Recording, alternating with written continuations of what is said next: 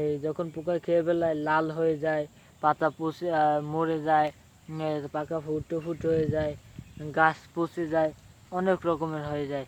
তাই এই জন্য যে ওষুধটি ব্যবহার করা হবে তা কিন্তু একদম অল্প পরিমাণে দিতে হবে। বেশি দিলে কিন্তু গাছটি পচে যাবে, মরে যাবে। তাই সে কম দিলেই হবে। এই যে ফুলটি হয়, ফুলটি যে দেখাচ্ছিলাম, ফুলটি কিন্তু দেখতে সুন্দর দেখায়, কিন্তু হ্যাঁ, এই ফুলটির ভিতরে কিন্তু পোকা ধরে, ফুলটির ভিতরে কিন্তু পোকা থাকে। সেই সেই পোকাটা কিন্তু এই ফুলটাকে নষ্ট করে ফেলায়। না, এই ফুলের মধু নিতেও কিন্তু মৌমাছি আসে। দেখা যায় যেখানে বাগান তার উপর কিন্তু অনেক মৌমাছি দেখা যায়। তার উপর সেই মৌমাছি যে মধু সংগ্রহ করে নিয়ে যায়, যে চাক বানায়, সেটাও দেখা যায় তার উপর সে থাকে। কারণ তারা তো বেশি দূরে নিয়ে যায় না, পাশে নিয়ে তারপর বাসা বানায়। এই গাছটি কিন্তু পানি না দিলে এই গাছটি বড় হবে না। এই গাছটি কিন্তু সূর্যের আলো লাগবে। গাছটি যখন বড় হতে পানি দেওয়া লাগবে। গাছের গোড়া শুকিয়ে গেলে কিন্তু গাছটি ভালো ফসল হবে না।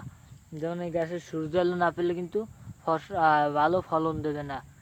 একটি গাছে কিন্তু 1 কেজি, 1.5 কেজি, 2 কেজি এরকমেরও কিন্তু টমেটো হয়।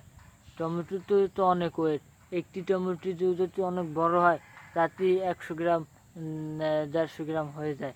তাই কয়টি টমেটো লাগে, অনেক টমেটো হয়। একটি গাছে প্রায় 15-20টি টমেটো হয়।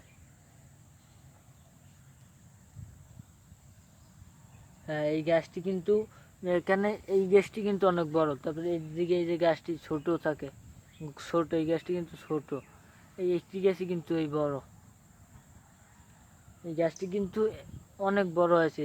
এই গাছটি কিন্তু একবারে ফুল আর না, কিন্তু এটা কিন্তু হাইব্রিড। এটা কিন্তু হাইব্রিড টমেটো চারা, হাইব্রিড টমেটো চারা কিন্তু অনেক রকমের হয়। এই যে দেখা যাচ্ছে, এটা পুরো লাইনে কিন্তু টমেটো লাগানো। এই টমেটো কিন্তু অনেক জাতের টমেটো হয়।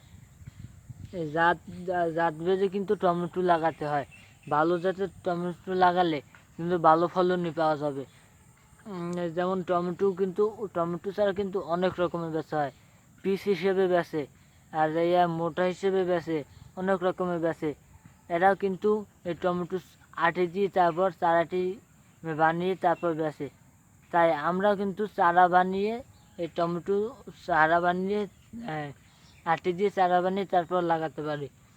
যারা বোঝে, যারা জানে, তারাই কিন্তু এইসব করে এবং করতে আগ্রহী।